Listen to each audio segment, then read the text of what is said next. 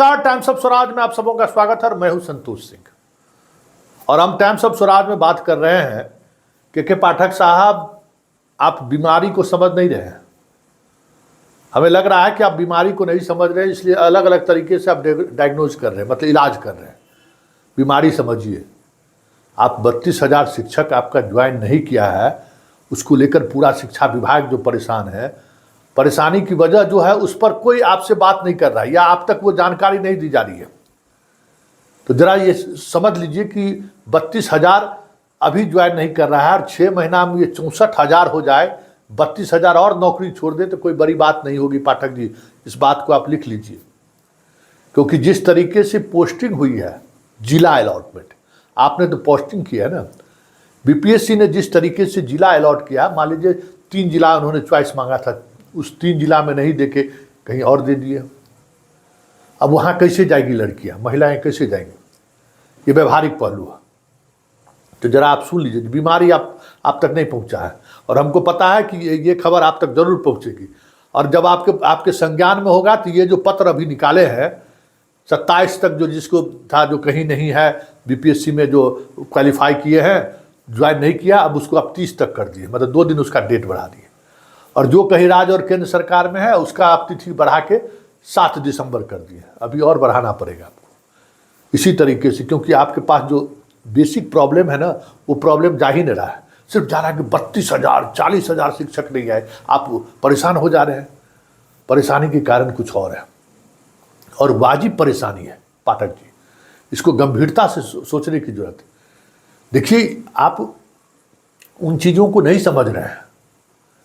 आप उस जो बिहार का जो ग्रामीण परिवेश का जो मन स्थिति है, उससे लगता है कि अभी भी आप रूबरू नहीं है। भाई, आप डीएम रहे, आईएएस है, आप कहाँ से उस चीज़ को समझ सकते हैं? कितना मुश्किल है एक लड़की को अकेले किसी गांव में रहना। शायद ये आपके समझ से परे की बात होगी, क्योंकि आप जिस माहौल में अभी हैं वहाँ आपको लग रहा होगा कि बहुत सारी चीज़ें बदल गई। आप लड़की को देखते हैं ट्रेनिंग सेंटर पर, ताली बजाती है, आपके साथ सेल्फी खिंचाती, बस उतना ही तक जीवन है। उसके बाद जो जीवन है, वो जीवन किस तरीके का जद्दोजहद भरा है, उसका एहसास भी उसको नहीं है। अभी तो कॉलेज से आया, फ्रेशर्स है, उसको लग रहा है कि चलो हमें नौकरी मिल गई। लेकिन जो फेस करना है, तो हम आपको फिर कहते हैं कि आप पंचायत जो सीरियल है वो देखिए प्राइम टाइम पर। कई बार हमने आपको कहा है, और नियोजित शिक्षकों को भी दिखाइए, जो नए लोग आपके बीपीएससी से सीरियल देखिए। आप ग्रामीण व्यवस्था को अभी भी आप समझ नहीं रहे। समस्या यही है और इस वजह से लोग ज्वाइन करने नहीं जा रहे हैं। अब बताइए जरा, अभी हम लोगों से अपील किए हैं कि क्या समस्या आपको, क्यों नहीं जा रहे हैं ज्वाइन करने के लिए।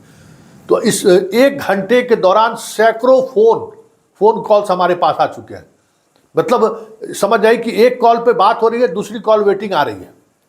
बड़ा मुश्किल से हम खबर कर पा रहे हैं।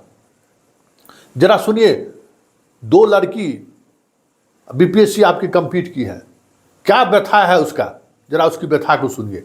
आप तिथि बढ़ाने से आपको लेकर ज्वाइन कर ले, बताइए बक्सर की लड़की को आप दरभंगा में पोस्टिंग कर दिए, आने ही जाने में उसको 12-14 घंटा लगेगा।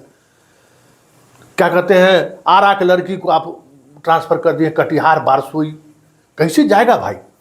कोई बीडीओ साहब है कि सीओ साहब कि वहाँ उनको रहने के लिए सब कुछ मिल जाएगा? कि कोई ब्लॉक और कलेक्ट्रेट का स्टाफ है कि उसका एक अपना रुतबा है, एक अपना औरा है, डीएम साहब के पास, बीडीओ साहब के पास तुरंत कंप्लेन कर सकती है, तो उसको कोई दिक्कत नहीं होगा। ये बेचारी शिक्षिका है, इसको कौन इस तरीके का सपोर्ट सिस्टम है जो आप उसको उतनी देर भेज दिए हैं? तो इस पर बदलाव सोचिए पाठक जी, कि जल्द से जल्द निर्णय लीजिए कि जो जहाँ महिलाएं शिक्षक हैं, ठीक है, अगर आपको लगता है कि अपने पंचायत में है तो प्रखंड से बाहर कर दीजिए, इसमें कोई नहीं, लेकिन जिले में रहने दीजिए। उसका अपना रिश्तेदारी है, नातेदारी है। भाई, बहुत मुश्किल है लड़कियों को सरवाइव करना बाहर में। स्कूल जाना है, 1 2 3 4 5 को शिक्षक शिक्षिका साथ में आएगी, वो भी नहीं मिलेगा उसको। और गांव में कोई डेरा देने वाला है? डेरा कहते खोज के हम दे देंगे आवास, तो काहे आवास दे रहे हैं? आवास दीजिए, वहाँ रहेंगे, वहाँ सुरक्षा व्यवस्था, वहाँ चौकीदार को प्रतिनियुक्त कर दीजिए। सुरक्षा भी तो जरूरी है। तो जरा सुनिए क्या कर रही है वो महिलाएं, और सुनकर विचार कीजिए। और जब तक इस तरीके का तुगलकी फरमान वापस नहीं लीजिएगा, इस तरीके से पोस्टिंग कीजिएगा, 32,000 नहीं, इस वर्ष 2024 में वो जो 32,000 थी नहीं ज्वाइन कर रहा है सो, और जो ज्वाइन किया उसमें भी 15-10,000 इधर से उधर हो जाएगा। जरा सुनिए क्या कह रही है शिक्षिका। देखिए पाठक जी, जिस समस्या की आप बात कर रहे हैं, आज आप एक पत्र निकाले हैं कि फिर से आप ऐसे जो सरकारी जॉब में हैं उनको 7 दिसंबर तक समय दे रहे हैं, लेकिन जो बेसिक प्रॉब्लम है उस पर चर्चा नहीं हो रही है।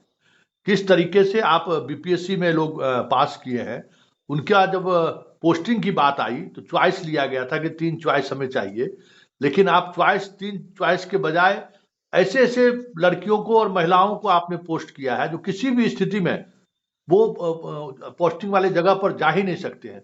कुछ महिलाएं, कुछ लड़कियां साहस भी की कि ठीक है, जहां हम जा रहे हैं वहां जाएं और वहां हम योगदान दें, लेकिन वहां का जो स्थिति था वो स्थिति देखकर वो इतनी घबरा गई कि फिर वापस वो अपने पुराने स्कूल पर आ गई। हमारे साथ इसी तरीके की एक नियोजित शिक्षिका हमारे साथ जुड़ी हुई हैं। जरा सुनिए इनका दर्द, सुनिए पाठक जी कि ये क्या कर रही है, कि कैसे कैसे वो गई, कितने बार गई, और स्कूल जब मिला तो स्कूल की क्या स्थिति थी।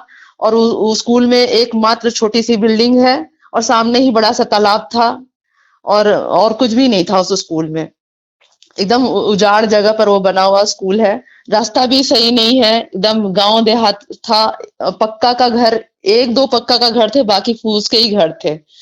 और बेहरी से वो तकरीबन 10 किलोमीटर एकदम अंदर में है वो स्कूल। और मेरे जैसे टीचर्स के लिए वहां जा करके अब ज्वाइन करना इतना मुश्किल हो गया। मैं वहां से मतलब हताश होकर के वापस जहां हूं वहीं आ गई सर। बीपीएससी पास करने के बावजूद भी मैं अब वहां ज्वाइन नहीं कर पा रही हूँ सर। मेरी यही समस्या है। अच्छा, आप लोग क्या चाहती हैं? मैं यही चाहती हूँ कि सर हम जहाँ हैं हमें वहीं समायोजित कर दिया जाए। आखिर हम भी बिहार के किसी गांव में ही पढ़ा रहे हैं और वहां पर ही हैं, और आखिर हमने भी बीपीएससी क्लियर कर ही लिया है जो आप लोग चाहते थे। तो हमने वो एग्जाम पास कर ही लिया है। हम लोग भी उसी सब्जेक्ट के टीचर हैं, उसी मतलब 9वीं 10वीं क्लास में ही है। आखिर हम लोग ये जगह छोड़ेंगे तो ये जगह भी तो खाली हो ही जाएगी।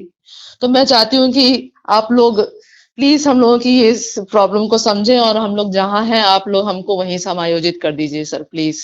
चलिए, बहुत बहुत धन्यवाद। धन्यवाद सर। हेलो। हाँ सर, टाइम्स ऑफ स्वराज से है क्या? बोल रहे, बताइए।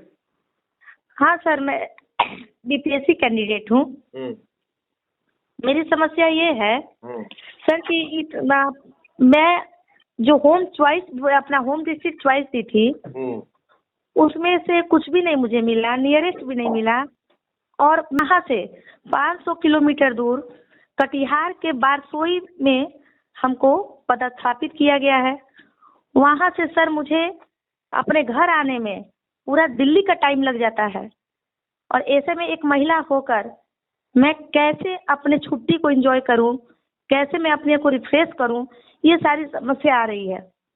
कभी कहा गया कि 6 महीने के बाद ऐच्छिक ट्रांसफर दिया जाएगा, फिर हुआ कि नहीं, सरकारी शिक्षक है, आपको कम से कम 2 साल इंतजार करना पड़ेगा।